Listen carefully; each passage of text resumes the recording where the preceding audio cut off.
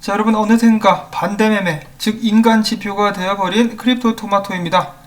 저번 주부터 시작해가지고 좀 떨어질 것 같아가지고 의견들을 종합해가지고 말씀을 드리면 올라가 버리고, 마찬가지로 여러가지 정보들을 종합해가지고 반등이 예상된다라고 어제 또 신나서 영상을 만들었었는데 뚝 떨어져 버렸습니다. 정말 이렇게 민망할 수가 있나 라는 생각이 들지만은 그래도 뭐 꿋꿋이 오늘도 정보를 전해보려고 합니다.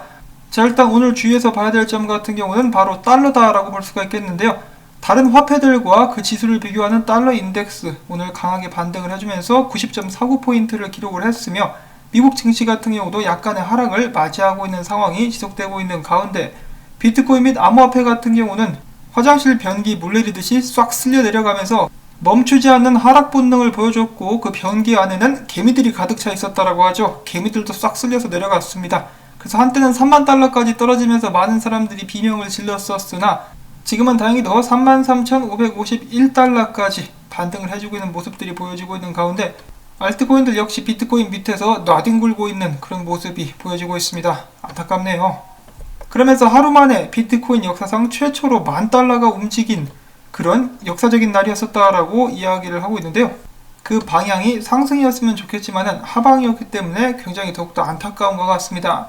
자, 그렇다면 이번 하락에는 어떤 이유들이 있을까? 조인디의 기사를 한번 가지고 와봤는데요. 비트코인이 하락한 3가지 이유라고 해가지고 간략하게 보도록 하겠는데, 자, 채굴자들이 그동안에 비트코인을 대답하지 않다가 갑자기 많은 물량을 거래소로 옮겨서 팔았습니다. 그래서 채굴자들이 한꺼번에 비트코인을 팔았었고, 그 다음에는 테더에 관련된 악소문이 다시 한번 나오고 있다고 하는데요. 다가오는 1월 15일 테더 소송 서류 제출 기한이 임박하게 되면서 뭔가 좋지 않은 사건이 터질 것이다 라면서 사람들이 두려워하기도 하고 있다고 합니다. 그러면서 같은 날에 비트코인이 크게 하락할 것이라고, 여기 보이시는 악덕 사채업자 같이 생긴 누리엘 루비니 뉴욕대 교수 같은 경우는 경고를 하기도 했었습니다. 다만 구체적인 근거는 제시하지 않았다고 하네요. 그렇지만 날짜가 겹치기 때문에 테더 리스크 때문에 그런 발언을 한 것은 아닌가라고 사람들이 예측을 하고 있다고 합니다. 자, 마지막으로는 너무 빨리 올랐다 이겁니다. 원래는 좀 더 천천히 올랐어야 되는데 너무 급하게 먹다 탈이 난 것 같다 라고 이야기가 되고 있는 것이죠. 그러면서 크게 하락하고 있는 비트코인, 그리고 이 3가지에 들어있지 않은 또 다른 이유가 저희가 방금 전에 봤었던 달러의 반등, 달러가 지지를 받고 반등했기 때문에 한동안 여기까지 92포인트까지도 올라가게 될 것으로 많은 사람들이 예측을 하고 있습니다. 달러가 반등하게 되면은 당연히 비트코인에게도 더 안 좋은 영향을 끼칠 수가 있겠죠.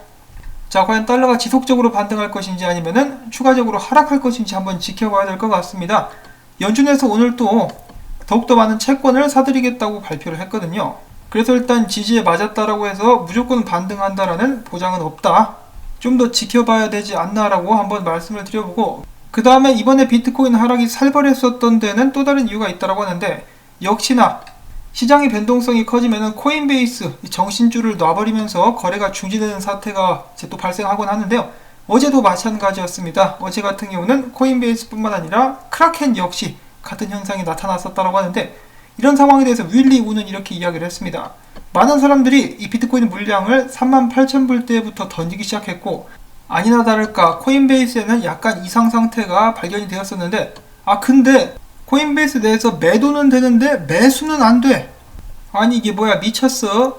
그런 식으로 매수가 안 되고 매도만 되는 현상이 발생하게 되면서 코인베이스 같은 경우는 한때 다른 거래소들보다 가격이, 이제 비트코인 가격이 350달러나 낮은 상태에서 거래가 되기도 했었다고 합니다.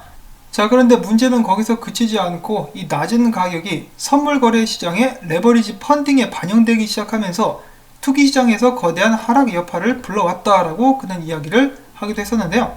앞으로는 좀 이 코인베이스 가격이 반영되는 것을 빼야 되지 않겠느냐라고 그는 이야기를 하기도 했었습니다. 자, 그리고 크립토코안트의 주기영 대표 역시 비트코인이 어느 정도 하락하고 나자 조정이 끝난 것 같다라고 트윗을 올렸었는데, 그 후로도 계속해서 떨어지니까 아니 이게 뭐야, 지금 비트코인 패닉 셀링인가? 라고 좀 어리둥절해하는 그런 모습들도 보여줬었는데, 지금은 다행히 어느 정도 하락이 진정되어가는 듯한 그런 모습이 보여지고 있습니다.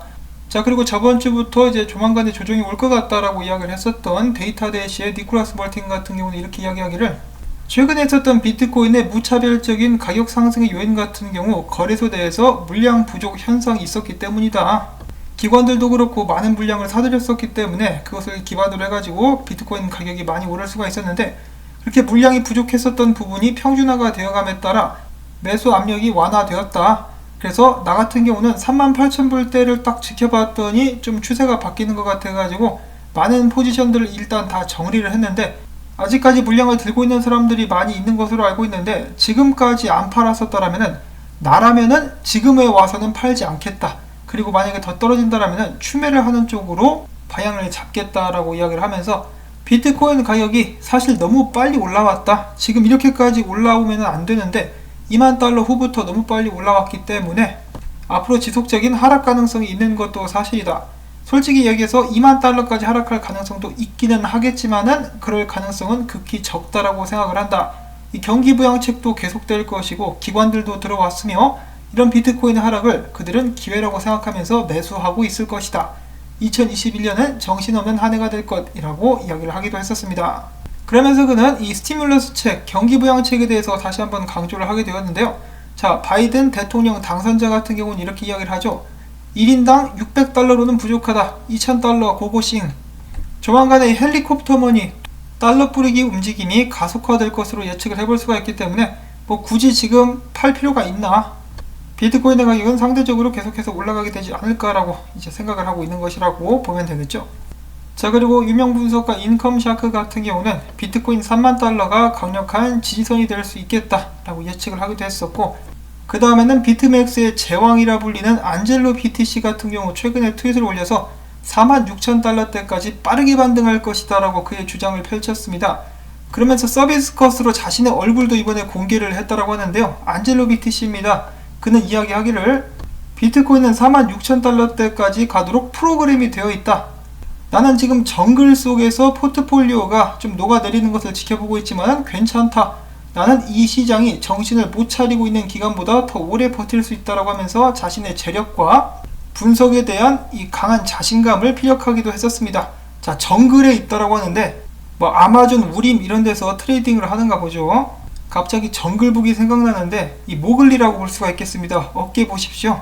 야생동물을 맨손으로도 후드려 패는 그런 이제 안젤로 BTC라고 볼 수가 있겠는데, 이번에는 세력들을 이 분석으로 후드려 팰 수 있기를 바라봅니다.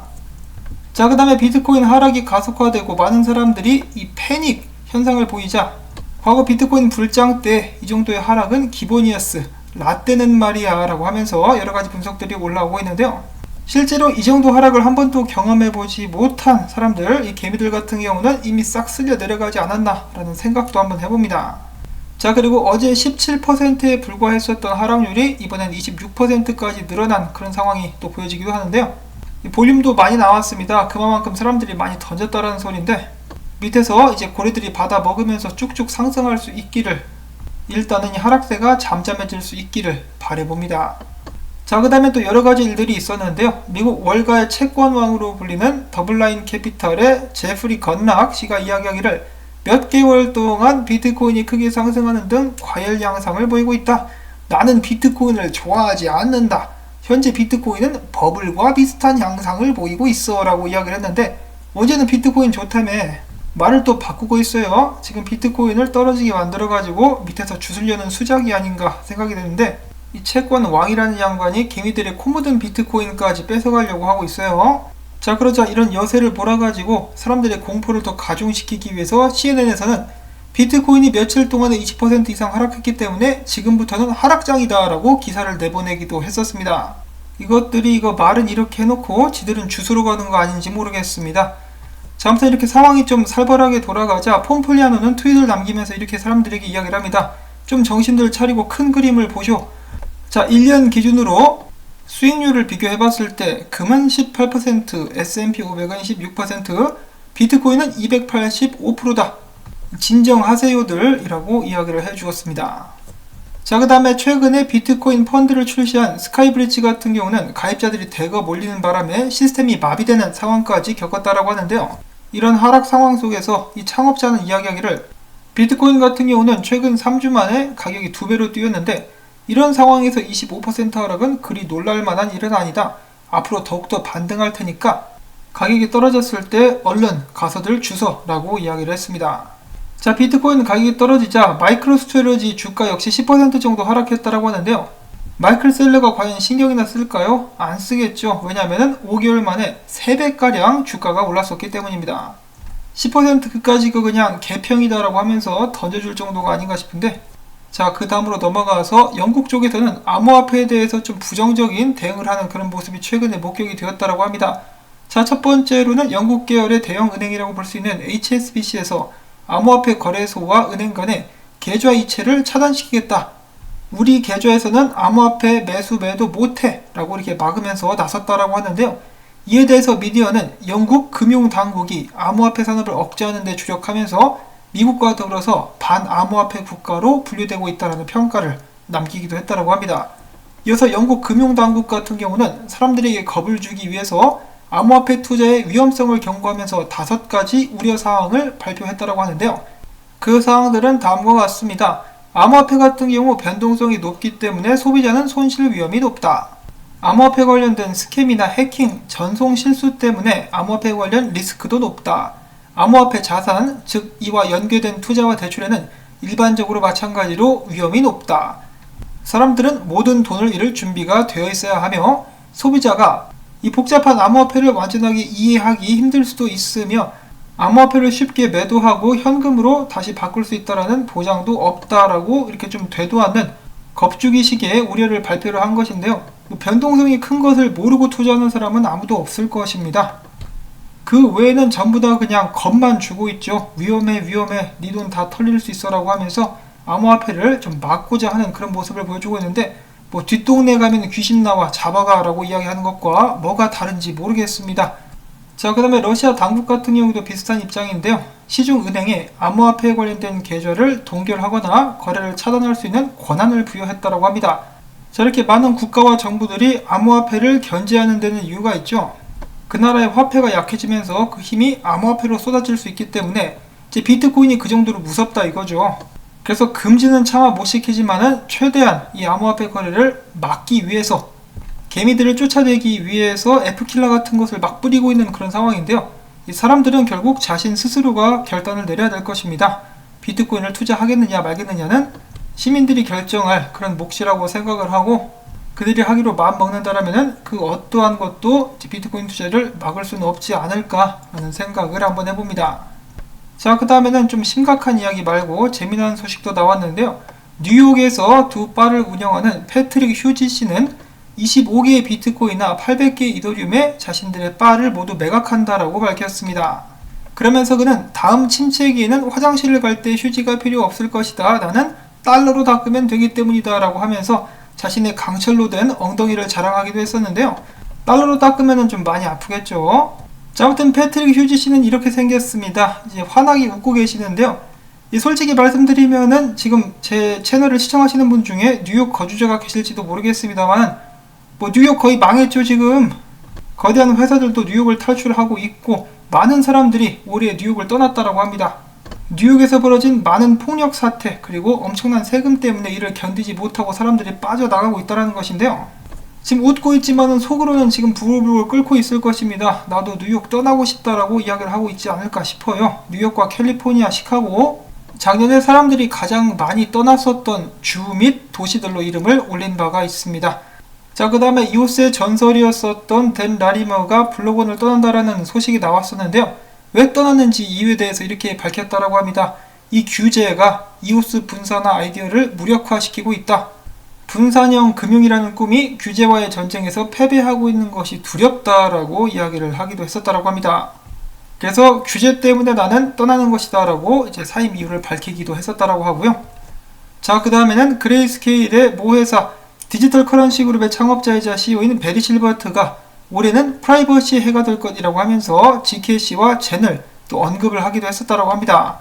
자, 지금 여러 거래소들이 이 프라이버시 코인들을 이제 기피하고 있는 상황들이 보여주고 있는 가운데 GKC와 젠이 좋은 성적을 거둘 수 있을 것인지 한번 지켜보도록 하겠고요. 자, 그 다음에 마지막으로 오랜만에 비트코인 관련된 심리상태, 아직까지 극단적인 탐욕에 머물고 있습니다. 업데이트가 되게 되고 나면은 탐욕이나 약간의 이제 중립적으로 흘러가게 되지 않을까 싶기도 한데, 이번 하락이 기존에 그리고 새롭게 들어온 비트코인 투자자들에게 어떤 영향을 끼치게 될 것인지 계속해서 업데이트를 지켜보도록 하겠습니다. 자, 이렇게 해서 저는 오늘도 나온 정보들을 부랴부랴 열심히 모아가지고 영상을 만들어 봤는데요. 부디 이 암호화폐 시장이 흘러가는 것과 비트코인의 움직임에 대해서 좀 도움을 드릴 수가 있었기를 바라봅니다. 언제나 신중하게 투자하시기를 바라고, 이 영상이 좀 볼만했다, 도움이 됐다 싶으시다면은 저 역시 여러분들의 도움을 필요로 하는데요. 오늘도 꽝구 영상 시청을 통해서 이 채널이 유지될 수 있도록 힘을 실어주신다면 정말 감사드리겠습니다. 자, 그러면 저는 다음에 새로운 소식 가지고 인사를 드릴게요. 안녕히 계십시오.